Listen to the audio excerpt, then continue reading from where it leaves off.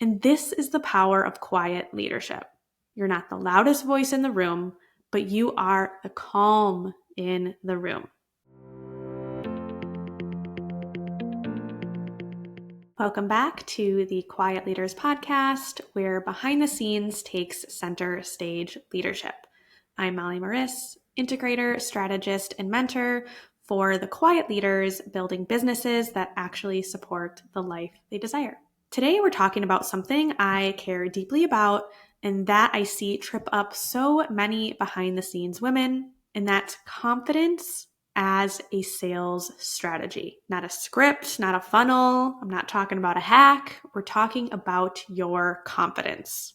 So if you're an integrator, an OBM, an operations strategist, a systems pro, or any kind of behind the scenes support who's realizing, wait, I'm actually the one holding this business together, why doesn't my role or my rate reflect that? This episode is for you. We're going to walk through what I call the Quiet Leaders Sales Framework: presence, positioning, partnership. Plus, we're going to talk about boundaries, outreach, and I'll give you a simple authority statement you can start using today. By the end of this episode, you'll have language and structure to show up as that strategic partner you already are and make it easier for the right clients to feel safe saying yes. Before we get tactical, I do want to ground us. So if it's safe to do so, you can gently close your eyes, take a deep breath in, and release. Now I want you to remember one moment where you fully knew, I am really good at what I do. It might have been setting up a system, giving a client their time back, or even something at home that you manage so seamlessly that everyone else just trusts you to handle it. Let yourself feel that moment in your body. The steadiness, the clarity, the quiet, I've got this. That version of you, that's the version we're building from today. And that's the version your clients are actually buying. Take one more breath in and come back when you're ready. You don't have to be louder. You just need to be clearer and more grounded in who you are and what you do. So let's start with what we've been taught. So many of us have absorbed this myth that selling means chasing, convincing, performing, proving, or being on and loud all the time. And if you're anything like me, that can feel gross. It's also not true. Especially at the premium client level, people are not buying the person with the flashiest script. They're looking for the person who feels like home. They're buying steadiness, clarity, leadership. The visionary women that I work with are not looking for someone to hype them up. They're looking for someone who makes their nervous system relax. So I want you to hear this clearly. Your grounded energy is not a nice to have. It's a safety signal. It's what tells a client, you can let go. I've got this. This is why I say your presence is part of your offer. Now, clients, they don't want to buy tasks. They want to buy certainty. They don't invest just because you can help. They invest because they feel safe letting go. They're not buying hours. They're buying the feeling of, oh, thank goodness, I don't have to carry this alone anymore. That feeling, the I've got you energy, is what sells. So when you're on a discovery call and you sound wobbly or apologetic even, I could maybe help with that energy, they don't feel that release. They don't feel like they can hand things over. But when you show up steady, spacious, and grounded, and you say, I understand where you are. Here's what I'm seeing. Here's what I would do first. They start to lean in. Their shoulders drop. You can almost see the exhale. This is why I say confidence is not ego. It's really about nervous system regulation, both yours and theirs. And this is the power of quiet leadership. You're not the loudest voice in the room, but you are the calm in the room. So let's walk through the framework. Number 1 is presence. How you carry yourself before you even say a word. Presence is the energy you bring into a conversation. A lot of us unintentionally show up in please pick me mode. I really hope they like me. I really need this client. I'll take whatever they give me. And when we're in that place, we're already negotiating against ourselves. Instead, I want you to imagine walking into a sales conversation with this energy. I work with visionary women who are scaling and need someone to stabilize the back end so they can stay in their zone of genius. Tell me where things really feel heavy right now. Do you feel the difference? You're not begging, you're leading. Here's a simple line that you can borrow for your sales conversations. Here's what I'm seeing, and here's where I'd start. So when a client tells you about their messy system, their overloaded calendar, or the 17 platforms they're piecing together, you can listen deeply and then respond with, here's what I'm seeing, here's where I'd start. That alone shifts you from task taker to strategic partner. That's presence. Now, number 2 is positioning, or how you talk about what you do. This is where most of the behind the scenes leaders lose people because we default to task language. I help with admin, I support launches, I do operations and systems. Is it true? Yes. Is it strategic? Not really. If you sound like a task doer, that's when you're going to be treated and paid like a task doer. Instead, I want you to step into the language of outcomes and relief. For example, instead of saying, I help with systems and admin, try something like, my role is to create stability, remove chaos, and build systems that let you scale without burning out. Feel that difference? You're not just listing services, you're defining what they're actually buying. So here's a prompt that you can use to clarify this for you.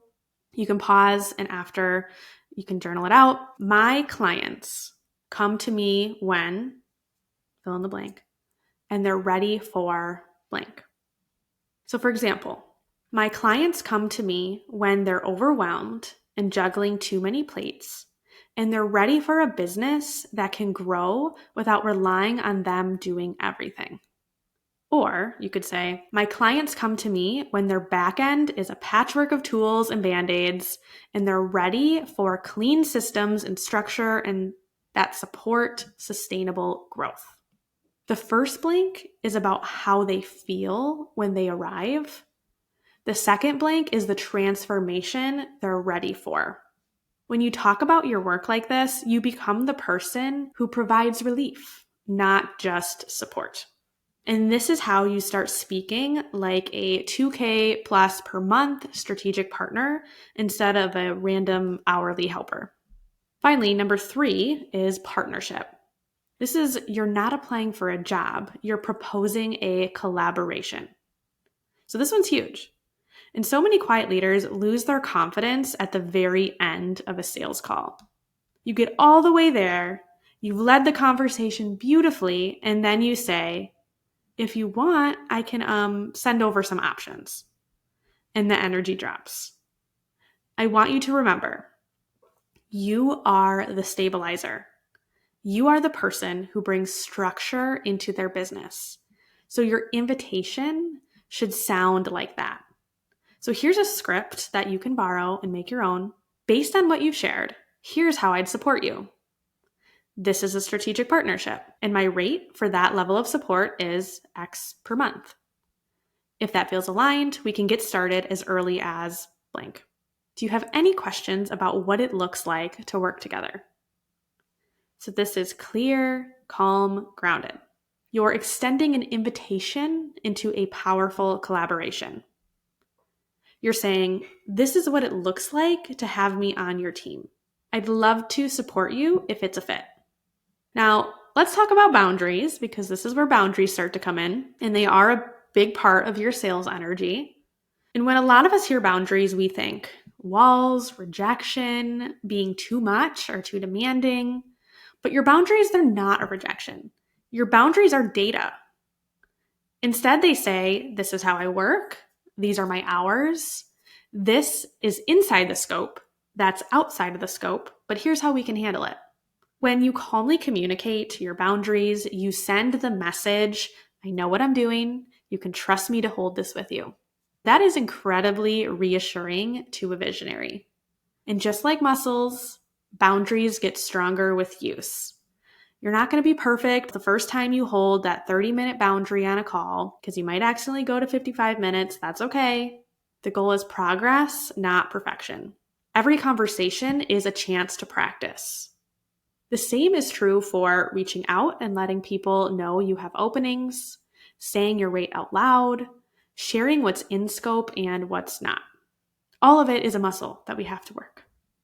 And before we move into your authority statement, I want to touch briefly on outreach, because sales don't just happen. One of my core beliefs is clients come from conversations, not from quietly hoping someone notices your skills. And underneath that, the best clients come from relationships. Some of my dream clients were people I knew for a year or two before we ever worked together. I was in their community, I was genuinely interested in their work, and we built a relationship first. So when you think about reaching out, don't think pitch. Think curiosity. You can reach out and say, hey, I've been loving what you're sharing about blank. How are things feeling behind the scenes right now? Or I've been working with visionary women to stabilize their back end so they can stay in their zone of genius. If you ever want to jam on what that might look like for your business, let's hop on a call. It doesn't have to be a big performance. It's just one human being genuinely curious about another human being and how you might support them. Now, let's bring all of this into one simple, powerful sentence you can actually use. I call this your authority statement, and the structure is, I partner with blank to create blank so they can finally blank. So I'll say that one more time. I partner with blank to create blank so they can finally blank. So here's an example. I partner with visionary women to create sustainable structure and support so they can focus on the work that changes lives. This one sentence holds your positioning, so that's the strategic partner, your outcome, where I mentioned sustainable structure and support, and the transformation, where I mentioned they get to focus on their genius work. You can use this statement on networking calls, at conferences, in your Instagram bio, when someone says, so what do you do? So I highly recommend getting and jotting down this authority statement, say it out loud a few times, and notice how it feels in your body. Adjust as you need to until it feels like you. And that, again, is where the energy comes into it. If you aren't sold on your statement, that energy is going to show. So as we wrap up, I want to leave you with this. You do not have to become a loud extrovert. You do not have to beg for clients. You do not have to tolerate chaos to be valuable. You already are the calm in the room, the stabilizer, the one holding all the threads. And that is exactly what your dream clients are looking for. So your job from here forward is to own that your presence is part of the offer, speak like the strategic partner you already are, and practice the muscle of boundaries, outreach, and leadership in your sales conversations. This is how you go from I'll do whatever you need to 2 to 3 aligned clients at 5 to 8K per month, working 20 to 25 hours a week. If you're listening to this and thinking, I want support implementing this, I want help refining my messaging, practicing these sales conversations, and building that 2 to 3 client model, you can find a link in the show notes to connect with me and explore the next right step for you. And if this episode resonated with you, I'd be so grateful if you'd tap follow, leave a review, or share it with another quiet leader who needs to hear it. I'm Molly Maris, and this is the Quiet Leaders Podcast. I will see you in the next episode.